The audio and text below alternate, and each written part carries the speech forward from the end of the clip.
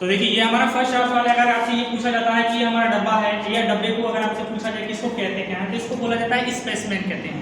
अब ये हमारा, हाँ, ये स्पेसमेन इसको कहते हैं। ये स्पेसमेन में आपसे पूछा जाएगा कि तरल पदार्थ इसमें क्या रखा गया है, इस तरल पदार्थ का क्या नाम है, तो आप इसको बता सकते हैं कि इस तरल पदार्थ को क्या कहते हैं, फार्मेलिन कहते हैं। यह फार्मेलिन हमारा, जिसे कि किसी भी प्रकार से कोई भी एनिमल्स हो, प्लांट हो, यदि अगर उसमें हम डीप करके रख देते हैं तो वो हमारा वैसा का वैसा ही पड़ा रहेगा जैसा कि हम डाल देते हैं। ये कभी इसमें खराब नहीं होगा। खराब ना होने का कारण ये है कि ना ही इसमें पूरी तरीके से वायरस जा सकता है, और ना ही बैक्टीरिया एंटर कर सकता है, और ना ही इसमें फंगी एंटर कर सकता है। जब जहां पर वायरस, बैक्टीरिया, फंजाई का एंट्री नहीं रहेगा तो वह पूरी तरीके से डिग्रेड नहीं हो सकता, मतलब कि उसका अस्तित्व खत्म वहां पर नहीं करेगा। दूसरे कंडीशन में आप यहाँ पर देखते हैं तो ये एनिमल में देखते हैं तो ये एनिमल यहाँ पर पूरी तरीके से समाप्त हो चुका है, इसमें पूरी तरीके से आप दिख नहीं रहा है इसका।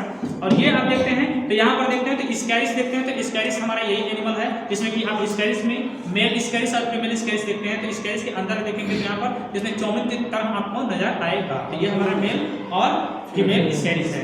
उसके बाद में और आगे देखेंगे तो आप लोगों ने ये आपका देखते हैं, ये आपका ये पूरी तरीके से केचुआ है, क्योंकि ये स्पेसमेन इसमें भी रखा गया है, क्योंकि आप देख रहे हैं तो इस तरीके से दिखाई दे रहा है। उसके बाद में और इसमें देखते हैं तो ये आप हाइड्रिला प्लांट का नाम सुने होंगे। तो ये आपका देखिए हाइड्रिला का प्लांट है, तो इसको अगर रोशनी में आप देखेंगे तो ये इस तरीके से ऐसा दिखाई देगा, ठीक है।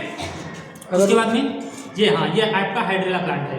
उसके बाद में और आगे देखते हैं तो ये आपका देखते हैं ये हमारा पोरीफेरा संघ का हमारा एनिमल है, जिसे हम स्पंज कहते हैं, साइकिल के नाम से भी हमारा जाना जाता है। अगर इसको भी अगर आराम से अगर आपको रोशनी देखना है तो आप इस तरीके से इसको आप घुमा करके चारों तरफ से देख सकते हैं, ठीक है। उसके बाद में आप देखते हैं ये हमारा है जिसे हम फीता कृमि कहते हैं। तो फीता कृमि तो सभी लोग जानते हैं हमारे भी शरीर में परजीवी के रूप में पाया जाता है। तो ये पूरी तरीके से आप इसको भी आप यहाँ पर आसानी से ऐसे देख सकते हैं, ठीक है।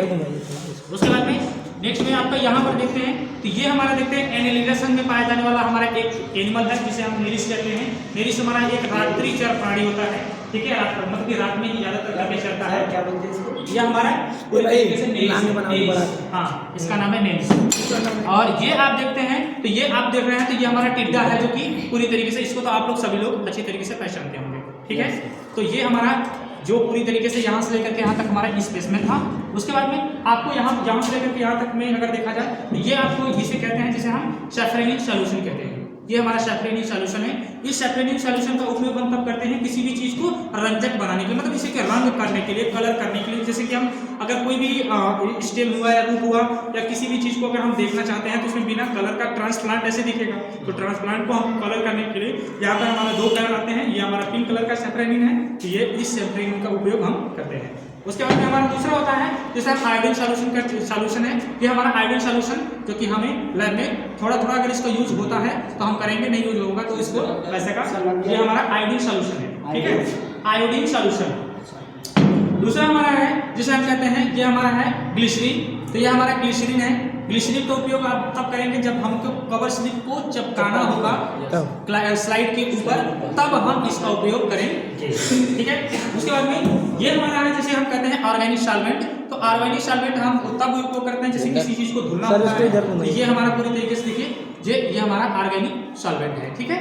और उसके बाद में यहाँ पर आपको छोटे छोटे ये इस डब्बे में दिखाई दे रही है, तो डब्बे में दिखाई दे रही है, तो इसमें हमारा पूरी तरीके से देख रहा है कि मोनोकाट स्टेम है। अब मोनोकाट स्टेम आप लोगों को समझ आना है नहीं? मोनोकाट स्टेम, अरे भाई जिसमें हम एक बीजपत्री तना कहते हैं। तो एक बीजपत्री हमारा तना है, तो ये किस चीज का तना है? तो आप ये जान लीजिएगा सरपत का तना है, ठीक है।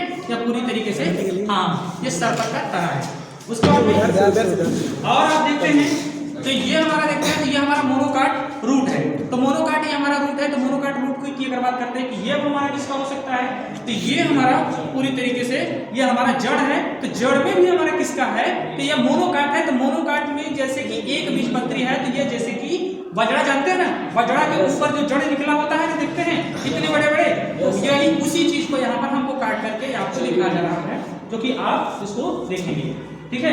उसके बाद में आपका आता है यहाँ पर डाइकाट रूट। डाइकाट रूट जिसे हम